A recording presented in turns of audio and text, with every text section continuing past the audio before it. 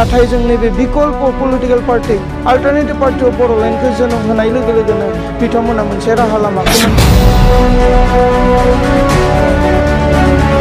मोनबा बोसोर सरकार सलायनायाव बे रायजो राजानि जि मोनसे गिदिर आखा आरो मिजिं बेखौ मोनसेबो जाफुंहोनो हायैनि थाखाय दिनै रायजो राजाफ्रा UPPL एबा ट्रेक्टर पार्टीखौ मुगैनाय हाब्बाय।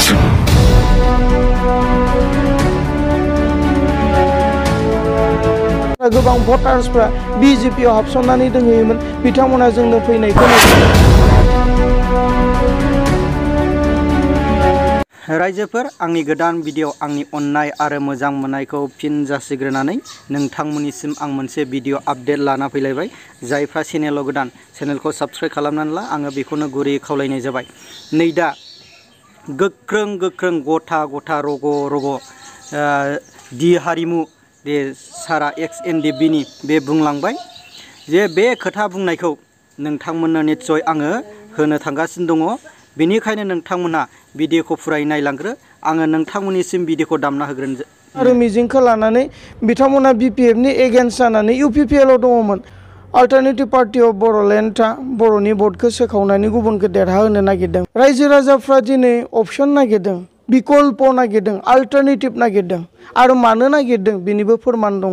बे बाथ्राखौ गोबाङानो जोंखौ बुंदों, गोबाङानो सोंखारिदों। नाथाय फैयै फैयै नैबे मोनबा बोसोराव UPPL आ सरकार खुंनायाव दिनै रायजो राजानि जि गिदिर मोनसे आखा आरो मिजिं दङमोन बे आखा आरो मिजिंखौ मोनसेबो जाफुंहोनो हायाखैसो। BTR सुक्तिनि एकर्ड इमप्लिमेन्टेसननि खोथा दङमोन, एरिया एक्सटेनसननि खोथा दङमोन, गामि दानख'नाय सोसननायनि बाथ्रा दङमोन, न'खर न'खर साख्रि होनायनि बाथ्रा दङमोन। गोबां प्रल'भन्स रायजो राजाफोरखौ होनानै बिथांमोना BPF निफ्राय सेपारेट खालामनानै लाबोबाय थादोंमोन रायजो राजाखौ। मोनबा बोसोर सरकार सलायनायाव बे रायजो राजानि जि मोनसे गिदिर आखा आरो मिजिं बेखौ मोनसेबो जाफुंहोनो हायैनि थाखाय दिनै रायजो राजाफ्रा UPPL एबा ट्रेक्टर पार्टीखौ मुगैनाय हाब्बाय। बिथांमोननि सायाव जेबो फोथायनाय गैला।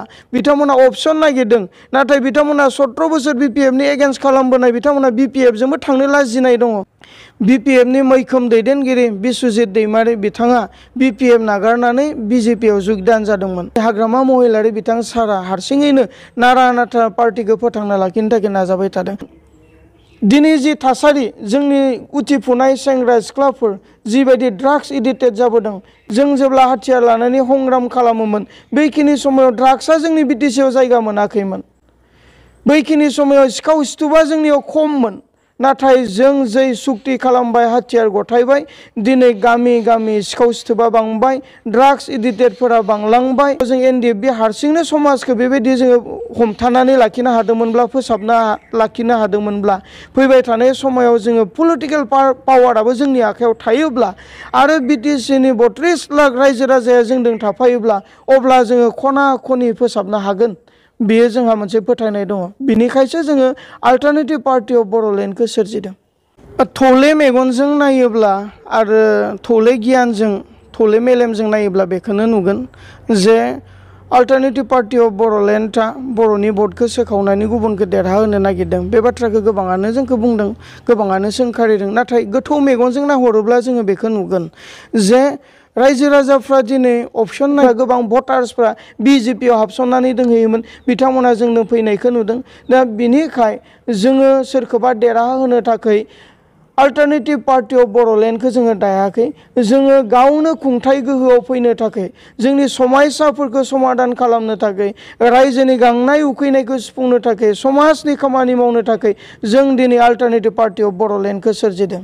जेब्ला जोङो आखायाव हाथियार लानानै संग्राम खालामोमोन बैखिनि समाव जोङो दिनैनि थासारिखौ नुवाखैमोन। दिनै जि थासारि जोंनि उथिफुनाय सेंग्रा सिख्लाफोर जिबायदि ड्राग्स एडिक्टेड जाबोदों, जों जेब्ला हाथियार लानानै संग्राम खालामोमोन बैखिनि समाव ड्राग्सआ जोंनि BTC आव जायगा मोनाखैमोन। बैखिनि समाव सिखाव सिथुबा जोंनियाव खममोन। नाथाय जों जै सुक्ति खालामबाय, हाथियार गथायबाय, दिनै गामि गामि सिखाव सिथुबा बांबाय, ड्राग्स एडिक्टेडफोरा बांलांबाय। बेबायदि समस्याफोरखौ जोङो नुबाय। दा फैबाय थानाय समाव थांनाय जि समफोराव जों एनडिएफबि हारसिंनो समाजखौ बेबायदि जोङो हमथानानै लाखिनो हादोंमोनब्ला फोसाबना लाखिनो हादोंमोनब्ला फैबाय थानाय समाव जोङो पलिटिकेल पावाराबो जोंनि आखायाव थायोब्ला आरो बिटिसिनि 32 लाख रायजो राजाया जोंजों थाफायोब्ला अब्ला जोङो खना खनि फोसाबनो हागोन बेयो जोंहा मोनसे फोथायनाय दङ बिनिखायसो जोङो अल्टारनेटिभ पार्टी अफ बड'लेण्डखौ सोरजिदों हारिमु जे बुंलांबाय एक्स एनडिबि इपिबिनि जे जेन'बा बिसोरो कर्मि मावग्राफोर जे बे हानजाया बड'लेण्ड अल बड'लेण्ड 34 लाख मानसिफोरनि थाखाय बिसोरो जुदि सरकाराव फैयोब्ला मावगोन खना खनला गासैबो मावजोबगोन खारन हागोनबो मानो हाया जानो बै समाव एक्स एनडिबिफ्रा थानाय समाव बै समाव गथ'फ्रा मार्बलखौनो गेलेनो हायामोन बे माखासे जौ लोंनायफोर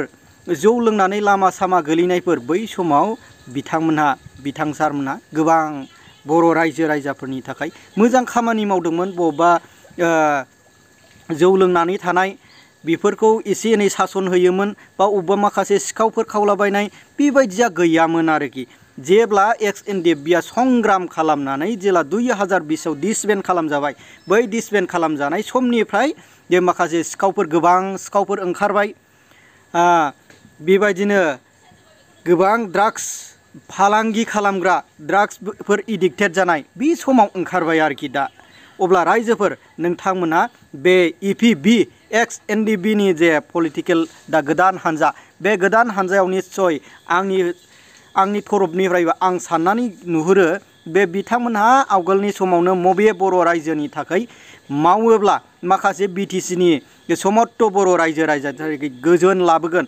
बिथांमोनाव निस्सय एक्सपिरियेन्स दंखायो गोदो मावलांनाया बेफोरखौ बर' रायजो राजानिफ्राय बोखारनो हागोन आरो ड्राग्सफोर बेफार फालांगि खालामग्रा आरो फेनानै थानाय एडिक्टेड जानाय बैफोरखौ फोसाबनो हागोन आरो बर' रायजो राजानि थाखाय समाजाव मोजां सफैगोन होननानैबो आङो सानो आरोखि अब्ला रायजोफोर नोंथांमोना बे एक्स एनडिबिनि एपिबि जे गोदान राजनैतिक हान्जा दादों बे राजनैतिक हान्जा दानायाव नोंथांमोनहाबो खारन बर' रायजो राजाफ्रा एक्स एनडिबिफ्रा गोदान हान्जा राजखान्थि हान्जा दाबाय जेन बिथांमोनखौबो सरकाराव लाबोनानै सरकाराव दैदेनना बर' रायजो राजाखौ सालायहोनांगौ होननानै साननानै थादो एबा बर' रायजो राजाफ्रा एपिबि जे राजखान्थि गोदान हान्जा अर्थात अल्टारनेटिभ पार्टी अफ बड'लेण्ड बेयाव भट होनानै बे बर' रायजो राजानि थाखाय बिसोरखौबो बर'नि जे बिटिसिखौ दैदेनहोनो थाखाय जोङो जयैनो भटखौ फैगोन जे बिटिसि बिसायख'थियाव भटखौ होनानै नोंथांमोननि बे बिलो गोनां आखाइखौ भटखौ होनानै जोङो सरकाराव लाबोयो।